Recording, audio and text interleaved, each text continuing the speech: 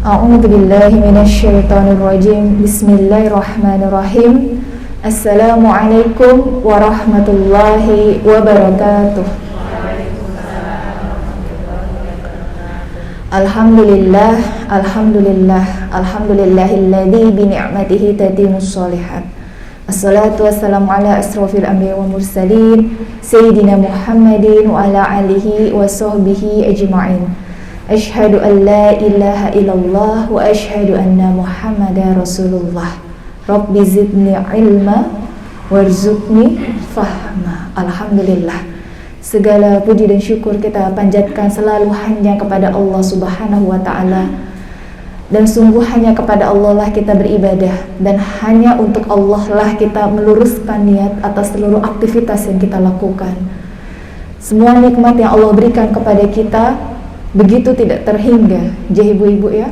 Nikmat sehat, alhamdulillah Allah berikan nikmat sehat di tengah situasi di sekitar kita yang masih Allah uji dengan banyak sakit ya, banyak penyakit, tapi Allah memberikan nikmat sehat, alhamdulillah.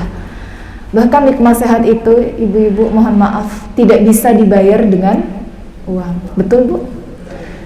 Banyak orang yang mohon maaf uangnya kaya, apakah menjamin akan sehat selalu ibu? Tidak. Allah memberikan nikmat oksigen. Oksigen itu kalau orang sakit itu berbayar ibu ya, betul? Dulu nyari tabung oksigen susahnya bukan main. Di sini tempat oksigen di mana Bu? Daerah Jalan Tajam. Ngantri ya. Kalau sekarang minyak goreng aman Bu di rumah? Insya Allah ya, Insya Allah luar biasa. Mungkin kenapa minyak goreng mahal, karena kita disuruh lebih sehat hidupnya, jauh ya. Seperti kali ini di rumah makan sobomowo ya, sop minyaknya dikit ya Bu ya, banyakan kuahnya, Masya Allah. Nikmat sehat, alhamdulillah. Nikmat apa lagi Bu yang sering sekali kita lupa bersyukur kepada Allah? Nikmat sempat nikmat waktu ibu. Banyak orang yang sering berpikir aku ibadahnya nanti aja kalau sempat, aku ngajinya nanti aja kalau luang. Tapi giliran sudah sempat, sudah luang, ngajinya jadi males. Justru kalau dikasih waktu luang lebih disibukkan untuk mengejar hal-hal yang bersifat dunia. Maka alhamdulillah saya sangat bahagia sekali kalau diminta membersamai para ummahat. Karena saya tahu peran sebagai ibu, sebagai istri. Mungkin di sini juga sudah ada yang punya cucu ya. Eyang-eyang di sini, tanggung jawabnya banyak atau sedikit? Banyak. Dan ini pengajiannya mulainya pagi. Saya sampai bilang sama suami saya, Masya Allah Abah, ini ibu-ibunya hebat, jam 8 udah ngumpul di rumah makan. Bayangkan, bangunnya pasti jauh lebih pagi. Datang ke sini memastikan seluruh anggota keluarga sudah teropeni. Betul Bu? Betul. Bangunnya lebih pagi, bangunin anaknya lebih pagi ya. Ribut-ribut di rumahnya lebih pagi. Ayo bangun nih, soalnya ibu mau pengajian, ayo toh Pak, ayo toh Nak, gitu ya. Itu saya. Jadi ngobrol-ngobrol, ayo bangun. Nah, jadi saya tahu banyak sekali tugasnya menjadi ibu. Tapi Masya Allah, ibu-ibu di sini hebat. Di tengah sibuknya, mungkin ada yang bekerja juga, ya, atau ada yang lagi bisnis. Ya Allah alam, kerjanya banyak. Tapi masih memberikan waktunya untuk ngaji. Itu merupakan nikmat yang dahsyat ibu. Merinding saya kalau lihat ibu-ibu para ummahat itu ngumpul. Apalagi kalau kita lihat para ummahat yang kadang-kadang bawa anak ya Bu ya. Bawa anak, anaknya nangis tetap nyatet ya. Anaknya lari sana lari sini tetap dengerin pengajian. Masya Allah, itu pahalanya Bu luar biasa. Karena semakin kita mengeluarkan tenaga dalam beribadah Bu, itu pahalanya lebih besar Bu. Ujian yang kita lakukan untuk jalan kebaikan, semakin kita berusaha mendekat kepada Allah, maka pahalanya juga lebih besar. Maka Masya Allah ibu, nikmat untuk taklim, untuk ngaji harus dipelihara. Bayangkan di sini muslimah di daerah sini berapa ribu? Banyak ya Bu ya. Tapi Allah memilih jenengan semua untuk hadir. Tandanya apa ibu? Allah menginginkan kebaikan pada jenengan semua.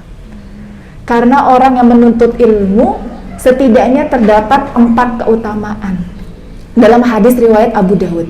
Yang pertama, orang yang menuntut ilmu ketika dimudahkan oleh Allah di dunia seperti jenengan semua yang ada di sini, maka insya Allah nanti jalannya menuju surga juga lebih mudah. Berarti penghuni surga salah satu cirinya adalah ketika berada di dunia, dia dimudahkan jalannya menuju kebaikan, termasuk menuntut ilmu. Menuntut ilmu itu kebaikan. Nah, maka mudah-mudahan yang hadir di sini tanda bahwa nanti kita dapat free pass semuanya. Free pass itu ibarat jalan tol ya Bu ya, cepet gitu masuk surganya. Karena apa? Karena ketika masih di dunia rajin taklim, Masya Allah. Itu keutamaan yang pertama. Keutamaan yang kedua Ibu, orang yang menuntut ilmu berkumpul Ibu di sini Bu, itu kita dinaungi sayap malaikat. Mohon maaf Ibu ngelihat malaikat di sini Bu, mau diliatin nggak? Siap? Rasulullah Shallallahu Alaihi Wasallam pertama ketemu malaikat Jibril, bahagia, sedih, takut atau gimana Bu? Takut Bu. Tapi ibu-ibu kalau dilihatin malaikat, wallahu alam ya. Tapi kita pasti akan dijemput oleh namanya malaikat apa Bu? Malaikat pencabut nyawa. Itu udah pasti Bu, udah pasti. Tapi iman kepada malaikat itu harus kita yakini. Malaikat ada di sekitar kita, menaungi taklim, majelis taklim kita. Dan ketika para penuntut ilmu berkumpul, berdoa. Jadi salah satu adab penuntut ilmu, ibu banyak berdoa Bu, banyak berdoa. Punya hajat apa berdoa. Nanti yang mengaminkan gak cuman kita, tapi siapa ibu? Malaikat. Itu yang mengaminkan malaikat. Keutamaan yang kedua. Keutamaan yang ketiga, diilustrasikan, digambarkan dalam sebuah malam Ibu. Malam langitnya cerah, ada cahaya bulan, ada cahaya bintang. Menurut Ibu yang paling terang cahaya bulan atau cahaya bintang Bu? Kalau langitnya lebih bersih, cahaya bulan. Betul ya Bu ya? Walaupun bintang banyak ya Bu ya, tapi yang paling kelihatan cahaya bulan. Apalagi kalau sudah pertengahan bulan, betul Bu? Ada namanya puasa Ayyamul Bid. Cirinya apa? Melihat langit Bu. Kalau itu udah bulan purnama berarti sudah pertengahan bulan. Tanggal 13, 14 atau 15 itu bulannya penuh. Berarti ahli ilmu, penuntut ilmu itu cahaya seperti cahaya bulan, sedangkan ahli ibadah itu seperti cahaya bintang Bu. Sama-sama bercahaya, tapi yang jauh lebih bercahaya adalah ahli ilmu. Apalagi sudah ahli ilmu, ahli ibadah, cahayanya berlapis-lapis lagi. Kenapa cahaya ahli ilmu lebih terang daripada ahli ibadah? Karena pernah Rasulullah Shallallahu Alaihi Wasallam ketika hendak masuk masjid Ibu, ketemu dengan setan. Jangan tanya bentuknya seperti apa ya Bu ya, setannya. Ketemu. Rasulullah bertanya, kenapa kok tiba-tiba keluar dari masjid? Kata setan apa? Saya gagal untuk menggoda orang yang ada di sana. Ditunjuk. Rasulullah melihat, kok bisa gagal? Ternyata orang itu dalam masjid, posisinya lagi sedang setengah tidur dan bersender di seperti ini ya, tiang seperti ini. Penyebabnya apa? Ternyata setan lebih susah menggoda ahli ilmu. Orang yang bersender itu walaupun bersender Bu, tidur itu dia pakai ilmu Bu. Kalau kita mau tidur aja, posisinya senyamannya, berdoa kadang-kadang suka lupa. Tapi orang ahli ilmu setiap gerakannya itu ada ilmunya. Makan ada ilmunya, tidur ada ilmunya. Sunahnya ke kiri atau ke kanan Bu? Jangan kalau ke kiri kan nekan ini kita ya, jantung kita ke kanan. Terus juga sunahnya berwudu. Nah orang itu susah digangguin setan. Setan lebih mudah mengganggu orang yang ibadah tapi tanpa ilmu. Sholat ya sholat aja, tapi sholatnya gak ada ilmunya Ibu, mohon maaf. Yang penting sholat, kewajiban tuntas. Sering kayak gitu ya kita Ibu ya, masih PR, saya juga masih PR. Atau orang yang ngaji Bu, orang ngaji, baca Quran, tapi cuman untuk kejar target. Aduh, satu hari ini kalau bisa aku 5 juz. tapi panjang pendeknya dilewatkan.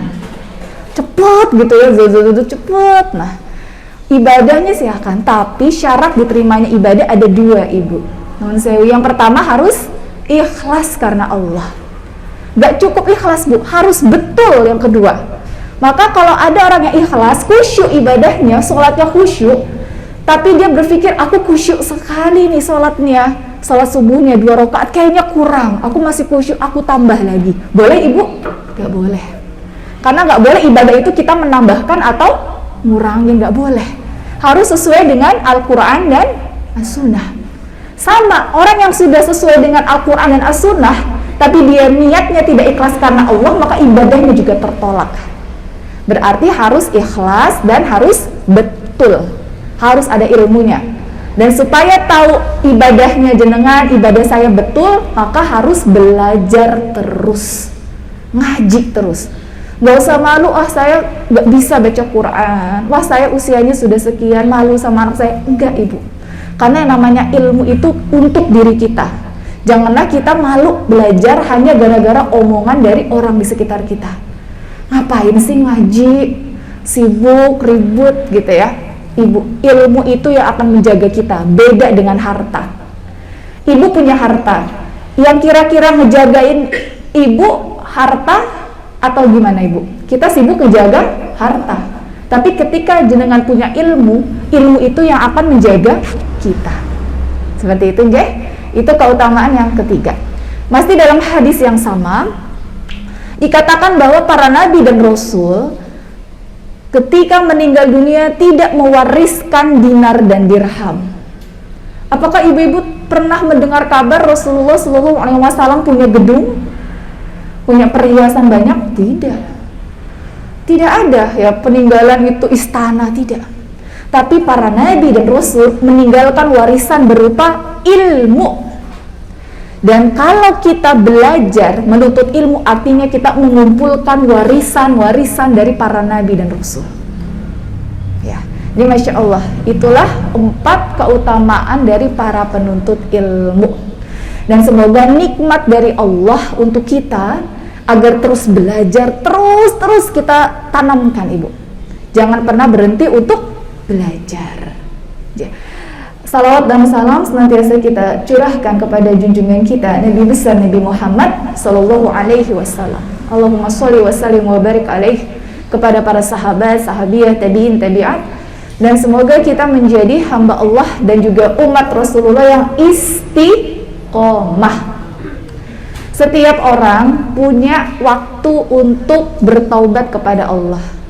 Ya, saya yakin jenengan semua punya cerita di masa lalu yang membuat jenengan akhirnya mau ngaji, betul ya? Mungkin ada sesuatu yang terjadi lah, masing-masing punya cerita. Kapanpun jenengan memutuskan untuk berlari menuju Allah, yang penting adalah istiqomah. Janganlah nanti kita berbuat baiknya atau rajin ibadahnya hanya di bulan Ramadan, tapi setelah Ramadan kita tinggalkan semua ibadah. Arti istiqomah itu tetap bu, orang yang istiqomah beribadahnya tidak mengenal waktu dan tidak dipengaruhi sama ucapan orang. Kalau dia beribadahnya rajin karena dipuji, berarti dia tidak ikhlas. Karena orang yang istiqomah mau dipuji, mau dicaci sama orang ketika beribadah, dia akan tetap lanjut ibadahnya. Itu ciri-ciri orang yang istiqomah. Dan balasan bagi orang yang istiqomah, kata Allah Subhanahu wa ta'ala dalam ayat-ayat Quran, adalah surga. Kenapa balasannya surga? Karena Allah tahu istiqomah itu susah atau gampang ibu? Susah. Kalau susah pasti balasannya besar, kalau gampang balasannya voucher mungkin ya bu ya, atau balasannya hal-hal yang bisa kita beli. Karena susah, Allah tahu perjuangan hambaku untuk istiqomah itu susah, maka hadiahnya adalah surga. Jadi semoga, insya Allah semoga yang ada di sini semuanya istiqomah ya ibu ya. Ngajinya dilanjutkan, jangan cuman sebelum Ramadan atau di majelis taklim selama Ramadan ada kajian, mungkin nanti ada program-programnya, lanjut gaspol bu, karena ilmu itu kompetisi bu. Kalau ibu nggak ikut taklim, yang rugi itu bukan panitianya. Yang rugi siapa, Bu? Diri sendiri. Ya, mau yang datang berapa, tetap ngaji, Bu. Karena yang dituju itu bukan penilaian dari orang, tapi agar Allah ridho dengan apa yang kita lakukan. Pasca Ramadan, gaspol lagi ngajinya, Bu. Jangan kasih kendor. Karena biasanya nun saya, Bu, kalau kita minggu pertama bolos ngaji, nggak datang gitu ya, minggu kedua bolos lagi atau nggak bisa datang, kira-kira minggu ketiga lebih gampang atau lebih susah berangkat ngaji, Bu? Lebih susah, karena yang 2 sebelumnya dia nggak datang. Makanya kalau terlalu lama dikasih jeda, Bu, istirahat dulu deh ngajinya gitu ya, capek ya, bosen, aku perlu me time, kalau sekarang istilahnya perlu jalan-jalan, aduh aku nanti dulu deh kumpul sama keluarga dulu. Kalau waktunya terlalu lama, Bu, yakin saya, Bu, pasti semangat untuk ngajinya jauh lebih sulit karena waktunya terlalu lama istirahatnya ya. Jadi kalau bisa digaspol terus ya untuk ngajinya ya. Masya Allah, kita masuk ke materi nih, Bu. Menurut saya waktunya berapa lama, Ibu? Sampai jam 9. Oh, 15 menit lagi ya. Setengah jam ya. Nanti kalau ini kita lanjut tanya jawab. Baik. Berbicara tentang menyambut bulan Ramadan, setidaknya ada beberapa hal yang harus kita persiapkan. Kalau bicara tentang persiapan Ramadan, sebenarnya para sahabat itu dan para alim ulama udah mempersiapkan Ramadan itu sejak 6 bulan sebelum Ramadan, Bu. Kalau kita biasanya persiapannya baru mulai ketika sudah muncul H-30. Wah, di sosial media udah keluar nih ya, 30 hari menjelang Ramadan atau 90 hari. Tapi insya Allah menjelang 1 pekan ya sebelum Ramadan tidak ada kata untuk kembali mempersiapkan diri. Orang kalau ingin sukses, Bu, pasti dia butuh rencana. Pasti. Jangan beranggap kita bakal sukses kalau kita hidupnya gak ada rencana. Kalau ibu ingin Ramadannya sukses, harus direncanakan dari awal.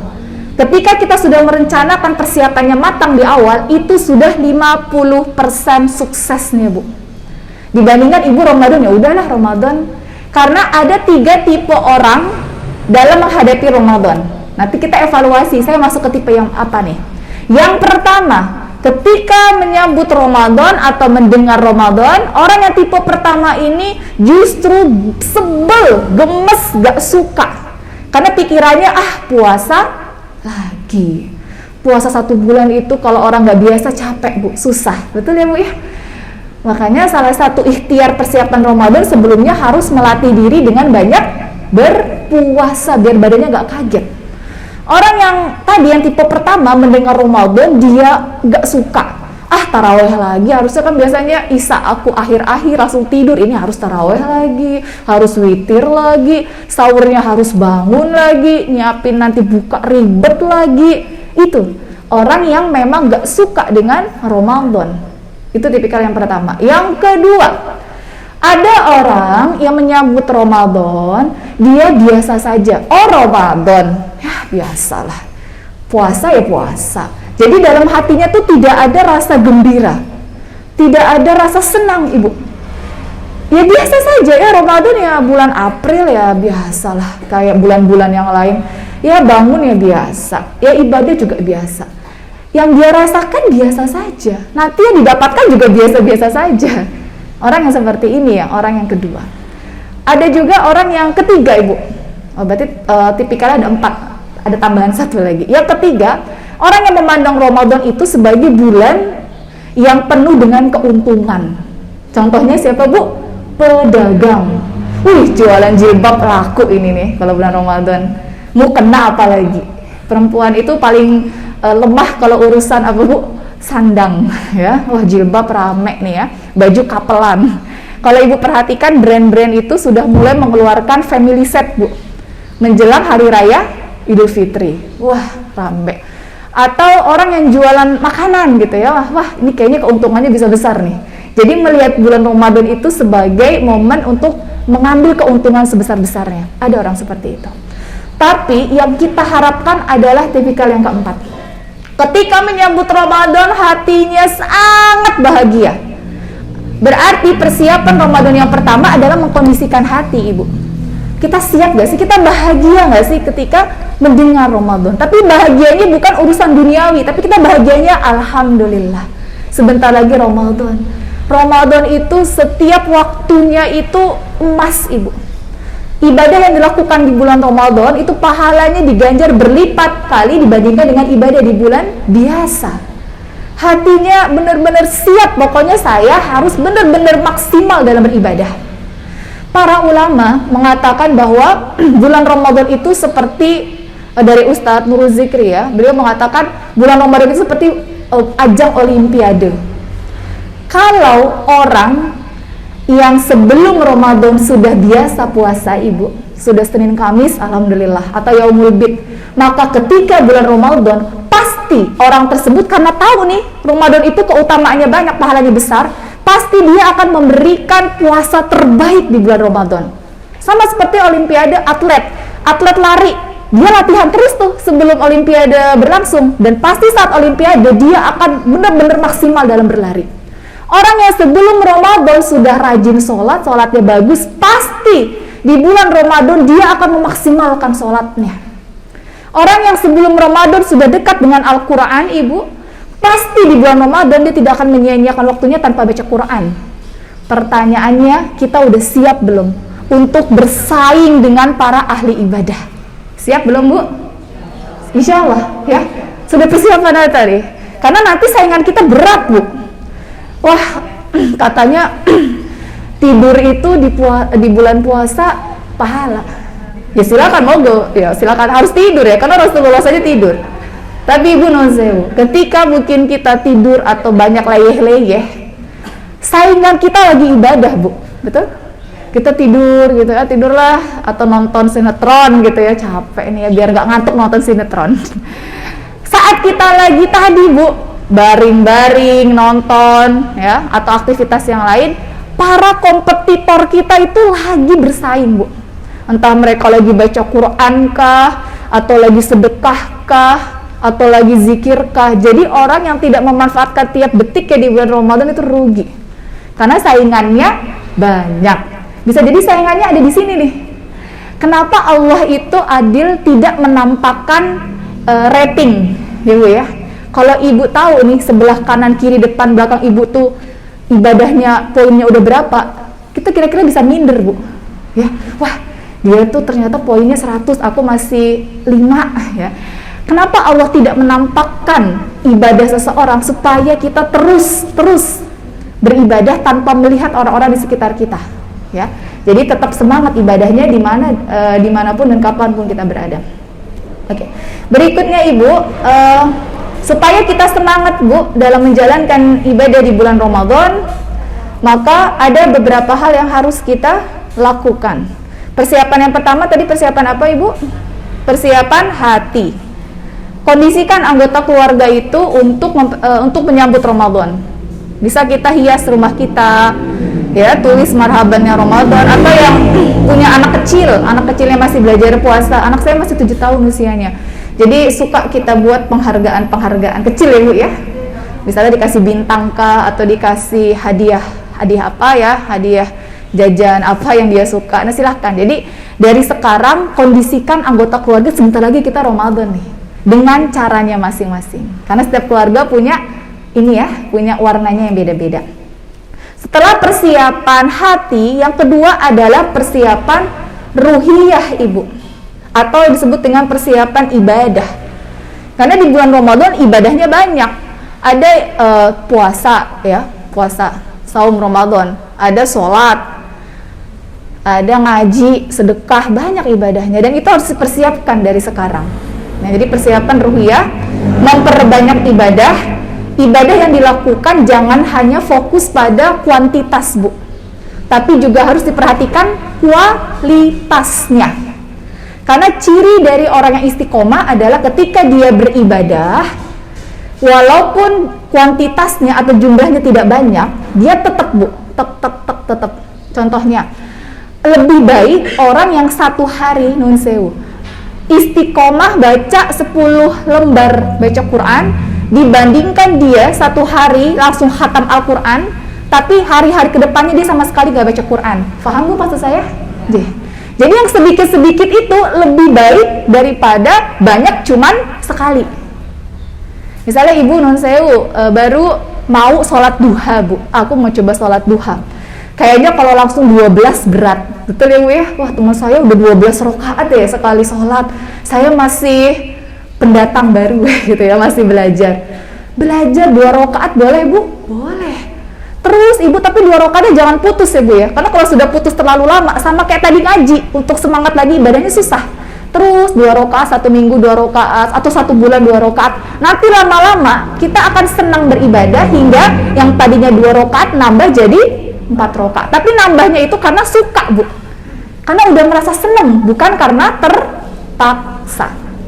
Ya jadi perbanyak ibadah, tidak hanya kuantitasnya tapi juga kualitasnya. Banyak zikir. Ini sering sekali ditanyakan non sewu. Wanita itu kan dalam 1 bulan mayoritas tidak bisa puasa full ya bu ya, karena sedang haid atau yang sedang setelah melahirkan lagi masa nifas ya. Terus bisa nggak sih saya tetap mendapatkan banyak pahala? Sholat saya nggak boleh, puasa nggak boleh. Ada beberapa pendapat terkait pegang Al-Quran. Nun sewu ibu kalau lagi haid baca Quran atau enggak? Megang Al-Quran nggak bu? Lagi haid? Ada yang enggak? Ada yang iya? J betul. Ada beberapa pendapat bu. Makanya penting untuk kita belajar fikih ya bu ya. Orang yang belajar fikih tidak akan sibuk untuk menjatuhkan pilihan orang lain. Karena pendapat ulama itu betul semua bu. Kita ini hanya ngikutin ya bu ya. Jadi jangan termasuk kunut sama nggak kunut bu, jangan dipermasalahkan ya bu ya. Jangan merasa wah aku nih yang paling baik, teman tetanggaku pakai begini nggak lebih baik. Jangan bu, karena itu hal-hal yang bukan pokok ya. Jadi jangan dipermasalahkan. Termasuk baca Quran. Ada pendapat ulama yang pertama mengatakan sama sekali tidak boleh pegang Quran. Karena menurut pendapat yang pertama, Al-Quran itu memang harus dipegang dalam keadaan suci. Termasuk, mohon maaf, ketika junub gitu ya, bu ya, belum mandi besar, itu nggak boleh pegang Quran. Ada pendapat seperti itu. Pendapat yang kedua, seperti tadi jenengan bilang, boleh baca Quran, tapi harus ada terjemahannya. Berarti kalau cuman Arabnya saja, tidak boleh. Ya. Tapi ada juga ulama pendapat yang ketiga, monggo silakan baca Quran, tetapi tidak langsung bersentuhan dengan tangan. Berarti kalau baca Quran itu pakai, pernah lihat gak bu ada yang pakai sarung tangan? Kadang-kadang juga naruhnya tuh pakai kain, ya, ketika taruh di pangkuannya. Silakan, itu ada pendapat seperti itu. Tapi kalau jenengan mengambil pendapat yang tidak boleh baca Quran, silahkan, monggo. Itu memang ada pendapat ulama. Tetapi bukan berarti kita tidak bisa beribadah di bulan Ramadan. Apa saja ibadah yang bisa dilakukan oleh muslimah yang berhalangan ketika Ramadan? Yang pertama, ini termasuk persiapan ibadah ya ibu-ibu ya. Jadi biar bisa semangat ibadahnya. Yang pertama, menyediakan dan memberikan makan berbuka. Karena kalau kita memberikan makan orang yang berbuka, kita akan mendapatkan pahala dari orang yang berpuasa tersebut tanpa mengurangi yang bersangkutan. Jadi kalau ada panggilan gitu ya, ini siapa nih yang mau ngisi takjil di masjid? Yang biasa di masjid tuh ada pembagian waktunya ya ibu ya. Sudah ini di masjid masing-masing tanggal berapa gitu ya. Ada yang satu keluarga sendiri, ada yang rame-rame, monggo nggak apa-apa. Jangan lewatkan kesempatan itu ibu, karena nanti dapat pahala dari orang yang kita berikan makan berbuka. Yang kedua, ibadah yang bisa dilakukan oleh muslimah yang berhalangan, artinya haid nifas ya, adalah dengan menjauhi larangan agama. Walaupun sedang haid atau nifas, bukan berarti kita bisa melakukan kemaksiatan. Tetap ada hitungannya. Kita nggak ngerumpi ya, nggak ngegosip, kita nggak fitnah orang lain, kita nggak berbohong, kita tetap jujur, kita menahan amarah. Itu termasuk bagian dari ibadah yang tetap bisa dilakukan oleh wanita yang berhalangan di bulan Ramadan. Yang ketiga, memperbanyak berdoa dan berzikir. Wanita yang haid, nifas atau tidak suci ya kondisinya, bukan berarti tidak boleh untuk berdoa. Berdoa itu bisa dilakukan kapan saja, di mana saja. Tapi lihat tempatnya juga ya bu ya, jangan di kamar mandi ya. Termasuk berzikir, silahkan ibu berzikir. Berzikir itu tidak melihat apakah perempuan sedang suci atau tidak, berzikir terus. Ada zikir pagi dan zikir petang, itu bisa dilakukan. Selanjutnya, mengingatkan anggota keluarga dalam beribadah dan melakukan amal kebaikan. Bangunin sahur, itu juga merupakan bagian kebaikan yang bisa dilakukan oleh para muslimah yang sedang berhalangan. Menyiapkan makanan berbuka, ngingetin suami, ayo bapak sholat jamaah di masjid, atau ngingetin anak-anak kita, ayo dek udah dulu nonton TV-nya, ngaji dulu ya. Itu merupakan bagian dari ibadah ya, walaupun kita tidak langsung ibadah, artinya tidak sholat, tidak ngaji, tapi mengingatkan anggota keluarga itu juga merupakan bagian dari kebaikan. Berikutnya, aktif di kegiatan sosial. Semisal ada baksos ya, nah mungkin di taklim ini ya ada agenda baksos kemana, atau ada acara apa gitu ya, acara kebaikan, acara dakwah, kita ikutan berpartisipasi, entah jadi panitia atau jadi pesertanya, donaturnya ya, itu merupakan bagian dari kebaikan. Dan yang sering terlupakan adalah menyibukkan diri dengan menuntut ilmu. Jadi menuntut ilmu, saya sebenarnya ini ibu, kalau ngaji untuk akhwat ya, saya memang lebih suka bukan di masjid, di ruang utama bu. Kenapa bu? Karena kalau di ruang utama ada akhwat yang sedang berhalangan. Paham maksud saya? Kan berpendapat, kalau ada pendapat mengatakan kalau orang wanita yang sedang haid itu kan kalau bisa tidak berada di masjid. Ada pendapat seperti itu, tapi ada yang mengatakan nggak apa-apa. Lagi-lagi ini pendapat ya bu ya. Tapi kita kalau mengadakan kajian akhwat kemuslimahan, kalaupun di masjid, guru ngaji saya mengatakan kalau bisa tidak di ruang utama bu, tapi di mana bu? Di serambi. Jadi teman-teman kita yang berhalangan itu jadi nggak takut untuk masuk, ya. Walaupun ada lagi pendapat ulama mengatakan silahkan, tapi kita menghormati pendapat yang bersangkutan yang mengatakan atau mengambil keputusan bahwa tidak boleh bagi dirinya untuk masuk karena sedang haid atau nifas. Jadi kalau diadakan seperti di sini, di rumah makan ya, di sini kan yang haid atau yang enggak bisa datang semua ya bu ya. Apalagi mencium aroma sop ya, yang sudah menggoda ya, Oke, jadi bukan dimenuntut ilmu, kalau lagi berhalangan tetap ngaji bu. Kalaupun nggak bisa datang kajian offline, kalau bisa tetap dengarkan kajian online. Janganlah sosial media kita isinya cuman ngeliatin konten-konten crazy rich bu. Wah, ini nih pamer kekayaan diliatin ya, pamer liburan diliatin. Tapi kalau pengajian ditinggalin. Jangan ya bu ya. Jadi tetap mengaji. Oke, persiapan ruhiyah. Kita lanjutkan lagi ibu. Setelah persiapan zikir ya, termasuk juga kita harus memupuk rasa ikhlas. Yang namanya hati, ibadah itu tidak hanya ibadah fisik ibu. Contohnya ibadah fisik itu seperti apa? Sholat, umroh gitu ya, ngaji, berpuasa, itu kan ibadah fisik. Tapi yang namanya ibadah itu ada yang namanya ibadah hati. Berarti yang diperbanyak itu selain ibadah fisik juga ibadah hati. Contohnya apa? Sabar, ikhlas, gak dendam sama orang, maafin orang. Itu ibadah hati bu. Dan hati akan dimintai pertanggungjawabannya di hadapan Allah. Dalam Quran surat Al-Isra dikatakan bahwa yang dimintai pertanggungjawaban adalah penglihatan, pendengaran, dan hati.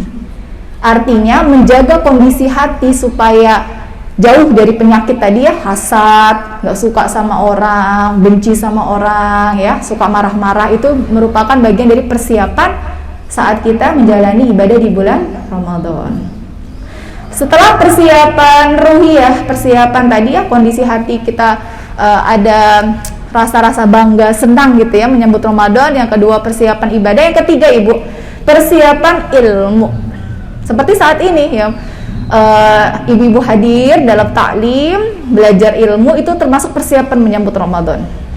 Saran saya ibu setelah ini, karena pertemuan ini saya tidak membahas fikih Ramadan bu, karena kalau fikih Ramadan itu banyak ya, tentang puasa, rukunnya apa saja, syarat syahnya apa saja, terus bagaimana nanti kalau hilal dan sebagainya, itu berat penjelasannya. saran saya ibu setelah ini coba ibu bisa dengarkan kajian khusus tentang fikih Ramadan ya, atau bisa baca buku tentang fikih Ramadan, karena kalau kita tidak ada ilmunya nanti pertanyaan yang sama itu bakal berulang lagi bu. Contohnya suka dia menanyakan boleh nggak sih sholat tahajud setelah sholat witir di masjid, boleh bu? Sering ditanyakan nggak? Aku udah sholat nih tadi jamaah di masjid, udah witir, nanti pulangnya boleh tahajud lagi atau witir lagi atau gimana bu? Gimana? J, tahajudnya monggo, tapi tidak boleh witir. Kecuali ibu setelah tarawih tidak witir, karena satu malam itu witirnya harus 1 kali. Gitu ya bu ya. Terus juga ada pertanyaan, kalau puasa bu, ibu-ibu lagi masak boleh nyicip gak bu? Gimana bu? Nyicipnya di sebelah mana? J. Ya ulama mengatakan boleh bu, tapi jangan ditelan ya bu ya. Di lidah. Tapi saya sendiri ini bu agak susah untuk nyicip pakai lidah aja. Ya mungkin yang sudah ahli yang lebih jago ya. Ada yang nggak dicicip tapi dicium bu. Ya, wah, saking sudah expertnya masak, dicium aja udah ketahuan rasanya kayak apa nih. Tapi kalau saya pribadi bu, itu kan hal-hal yang was-was bu. Ya, saya lebih menghindari hal-hal yang was-was. Jadi kalau ibu lagi tadi ya mau nyicip makanan, mungkin bisa minta tolong sama temennya yang lagi nggak berpuasa gitu ya. Atau kalau puasa semua gimana? Nah kalau ibu saya bu, ibu saya itu kan jualan ya, mama saya itu jualan. Saat berpuasa tetap jualan, tapi beliau itu nyicipnya malamnya bu. Jadi besoknya itu tinggal goreng gitu ya. Jadi bahan-bahannya itu udah dicicipin sebelumnya. Maksudnya dicicip bukan dikecap ya, tapi dicicip langsung. Tapi monggo ibu-ibu kalau mau nyicip pakai lidah silahkan, tapi syaratnya jangan kebablasan. Biasanya habis nyicip aus bu. Aus minum puasa. Batal gak bu puasanya bu? Hah? Kalau tidak bisa aja ya. Tapi kalau nyicip puasa sayang udah deh minum aja, itu belum batal ya. Begitu. Terus ada pertanyaan lagi nih bu. Saya misalnya ibu punya putra ya, putra ibu pas puasa siang-siang mimpi basah bu, batal nggak puasanya bu? Batal.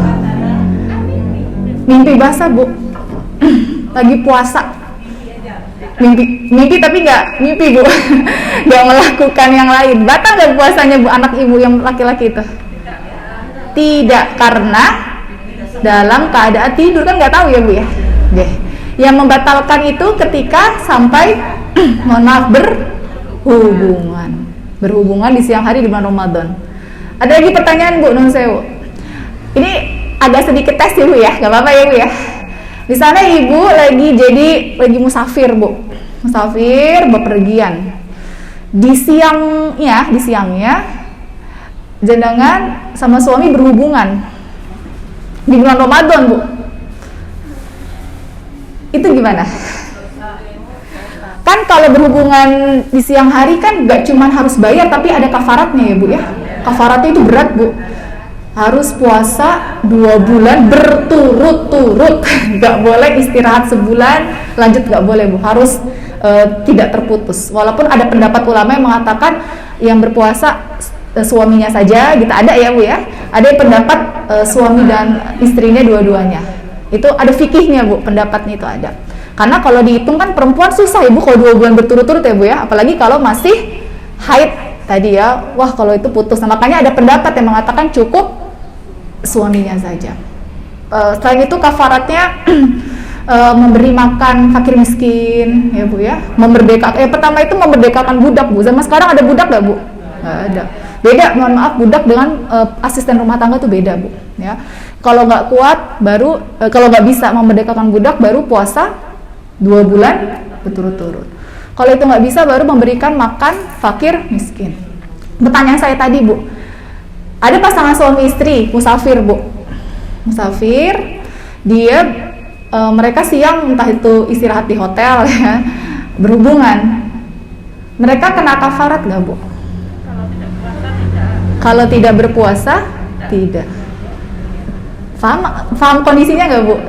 Asalkan dia memang dari awal tidak berpuasa. Kecuali dari awal berpuasa, beda ya, Bu ya. Ini pertanyaannya menjebak, Bu. Tes. Ada mikrofonnya? Tes. Ya. Oh, tes. Oh ya. Udah bisa. Tes J. Seperti itu ya, Bu ya, pertanyaan-pertanyaan. Sama terakhir, niat, Bu. Niat itu lebih utama kapan, Bu? Niat puasa Ramadan? Ibu niatnya tiap hari satu kali atau niat sekali buat 1 bulan, Bu? Hah? Tiap hari. J. Tapi ada lagi di pendapat, Bu. Jadi kalau bicara fikih itu banyak, Bu, cabangnya. Ada ulama yang mengatakan 1 kali niat udah berlaku untuk 1 bulan, ada. Tapi yang lebih utama itu adalah kita berniat di malam hari, di malam harinya, supaya ini ya bisa maksimal ibadahnya. J. Selanjutnya persiapan ilmu sudah, Bu. Jadi dilengkapi ya, Bu ya. Kalau masih ada pertanyaan-pertanyaan yang belum diketahui, segera tanya ya, atau segera baca. Berikutnya ada persiapan ruhiyah, Ibu. Persiapan fisik. Tidurnya jangan berlebihan dan jangan kurang. Sedang-sedang saja. Karena orang berpuasa kalau tidurnya berlebihan tambah lemes atau gimana, Bu? Lemes, bangunnya lemes ya, pusing ya, lapar ya, kurang juga bahaya, Bu, nanti bisa jatuh, stamina bakal turun. Jaga tidur, jaga makanan, walaupun berpuasa tapi pastikan makanan yang dikonsumsi oleh anggota keluarga kita adalah makanan yang bergizi, Bu. Makanan yang bergizi, sayuran gitu ya, Bu ya, terus juga buah-buahan, nah itu juga harus tetap dikonsumsi. Terus juga dari sekarang kalau bisa ini, Bu, ada jadwal untuk menggerakkan badan supaya fisiknya itu kuat. Mau sepedahan, ibu-ibu di sini ada yang suka nyepeda ya, atau sepedahan atau aktivitas fisik yang lain supaya nanti ketika berpuasa itu tidak cepat lemas. Baik, terakhir ya sekitar 10 menit J. Tips untuk produktif di bulan Ramadan. Tadi persiapan sudah, oh ya, tambahan 1 persiapan lagi, persiapan maliyah, Bu. Karena di bulan puasa itu nanti akan ada termasuk zakat ya, menjelang Idul Fitri ada zakat fitrah. Rasulullah SAW di bulan Ramadan itu paling banyak sedekahnya. Sedekahnya itu seperti hembusan angin, cepat sekali Rasulullah itu bersedekah. Nah, sedekah itu kan salah satunya bisa dengan harta. Nah, berarti persiapan harta juga ibu-ibu persiapkan. Ya, walaupun setiap orang punya pos-posnya berbeda, tapi jangan melewatkan kesempatan untuk bersedekah di bulan Ramadan, karena pahalanya jauh lebih besar. Baik, sekarang masuk pembahasan yang terakhir, Bu, yakni menjadi muslimah yang produktif. Oh, mati lagi. Tes. Oh, maaf ya, Bu. Tes. Jadi muslimah yang produktif. Produktif itu apa, Bu? Produktif itu jadi muslimah yang selalu bergerak, Bu. Gak cuman nyantai-nyantai. Istirahat boleh. Jadi kalau dia mengatakan, wah puasa ini aku gak boleh tidur, salah. Harus tidur, karena kalau gak tidur nanti lemes badannya, gak maksimal ya, pusing gitu ya, capek. Tapi jadi muslim yang produktif itu bagaimana maksimal ibadahnya. Yang pertama, tipsnya luruskan niat. Niat dari sekarang, saya harus betul-betul maksimal beribadah di bulan Ramadan. Niatnya harus kuat. Kalau niatnya sudah kuat, insya Allah nanti Allah akan memudahkan seluruh langkah kita atau seluruh aktivitas kita selama berada di bulan Ramadan.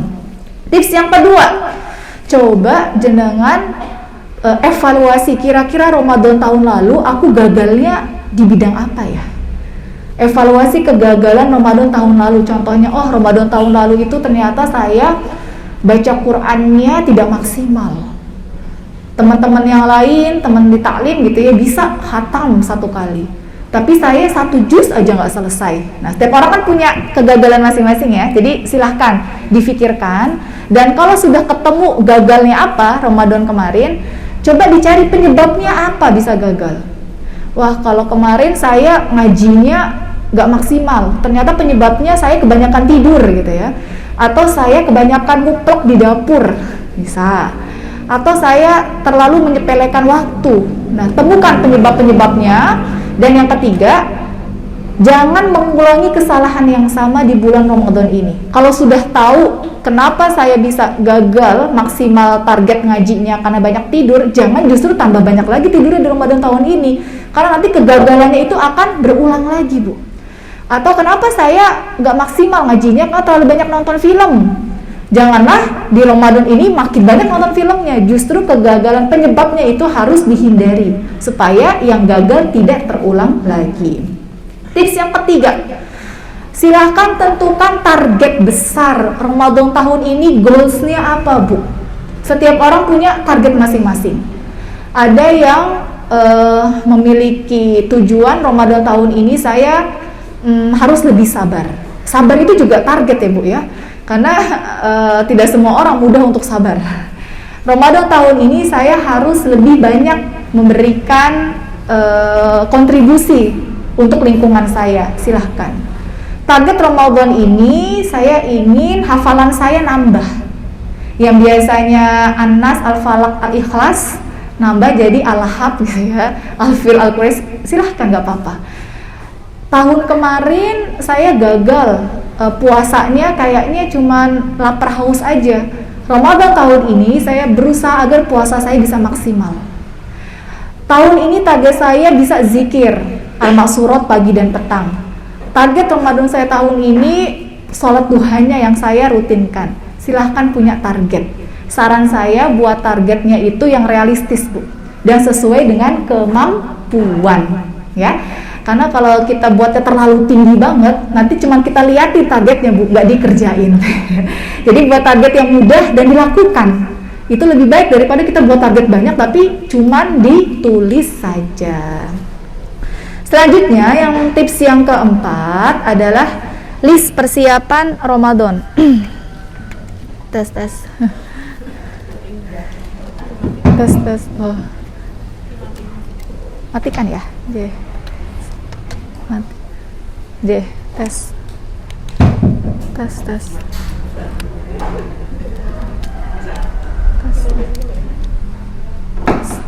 Oke. Baik, yang keempat adalah tadi Ibu ada persiapan ruhiyah. Coba Ibu checklist persiapan ruhiyahnya udah oke atau belum. Persiapan ilmunya checklist. Persiapan fisiknya udah oke belum. Persiapan maliyahnya hartanya sudah oke atau belum. Jadi di checklist, Bu. Sehingga Ibu tahu, oh 1 minggu lagi nih, berarti fokusku adalah di persiapan apa yang belum checklist. Ya. Sehingga bisa fokus untuk mematangkan persiapan itu. Yang kelima, membuat program. Membuat program selama Ramadan. Tes. Atau dua-duanya saya pegang aja, Bu. Maaf ya, Bu ya. Tes.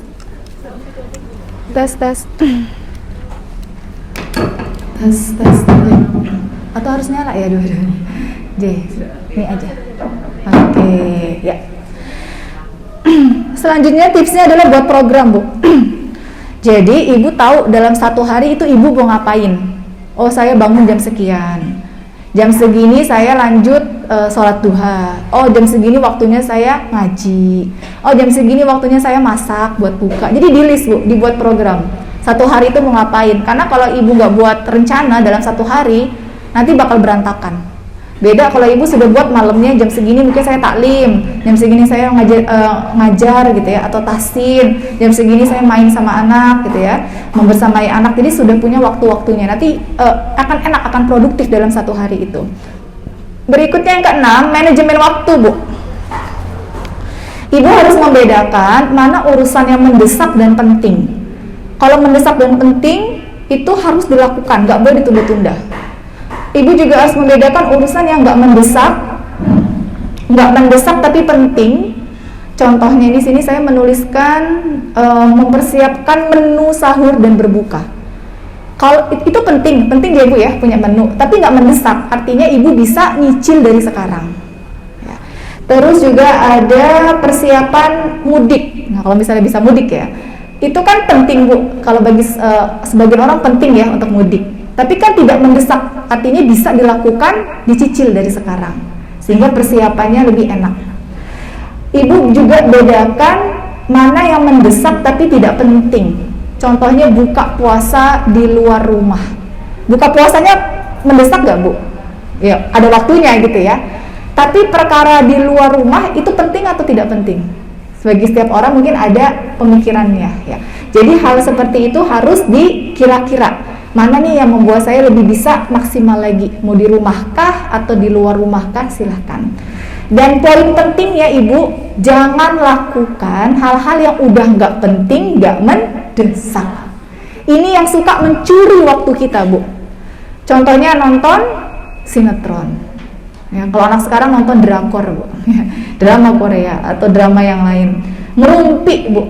Udah nggak penting, nggak mendesak, dosa lagi. Itu mencuri waktu, Ibu. Selanjutnya ada terlalu banyak tidur.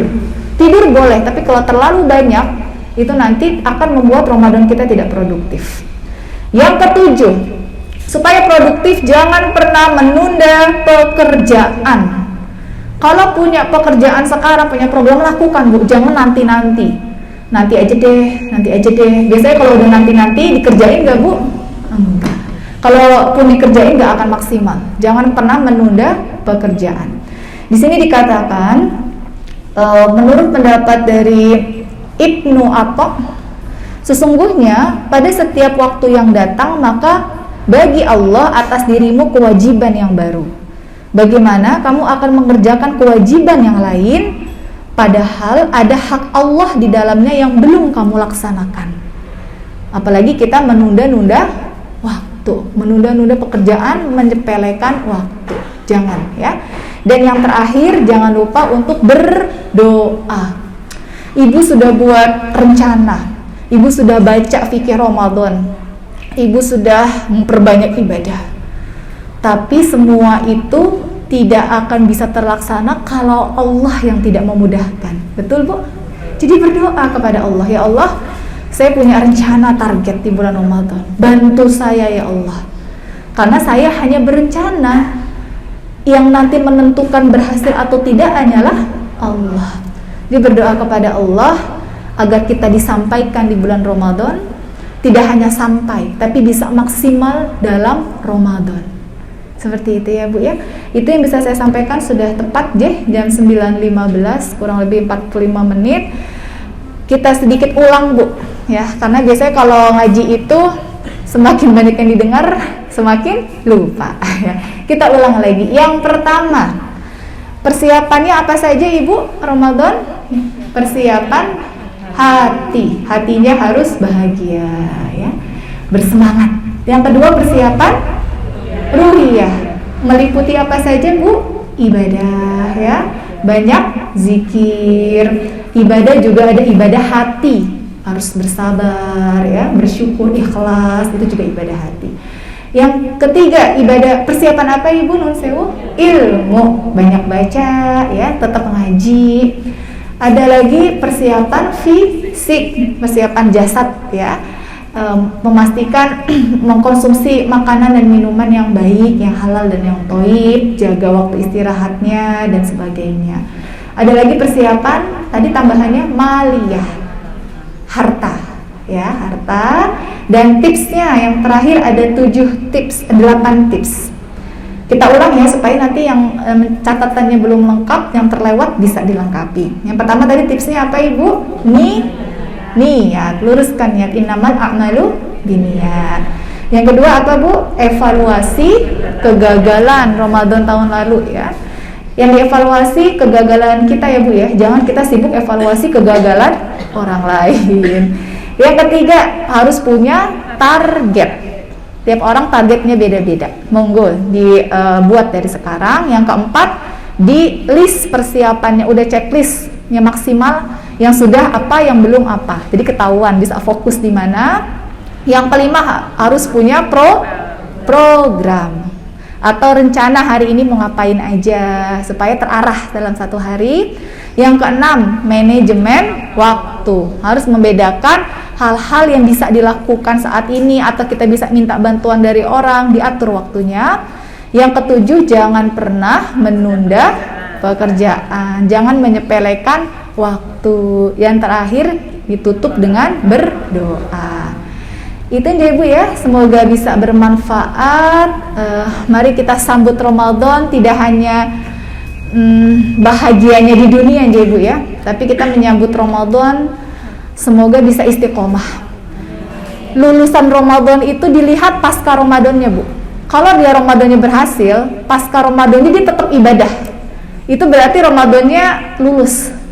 Tapi kalau setelah Ramadan dia merasa capek puasa, sedekah jadi tambah pelit karena merasa udah maksimal nih sedekah di bulan Ramadan, ya udah deh nggak sedekah lagi. Nah berarti Ramadannya belum maksimal. Orang yang setelah Ramadan dia lebih mudah memaafkan orang lain, lebih sabar, berarti Ramadannya sukses. Orang yang setelah Ramadan dia jadi lebih baik sama suami ya, sama anak, sama cucu, anak, mantu, Ramadannya sukses.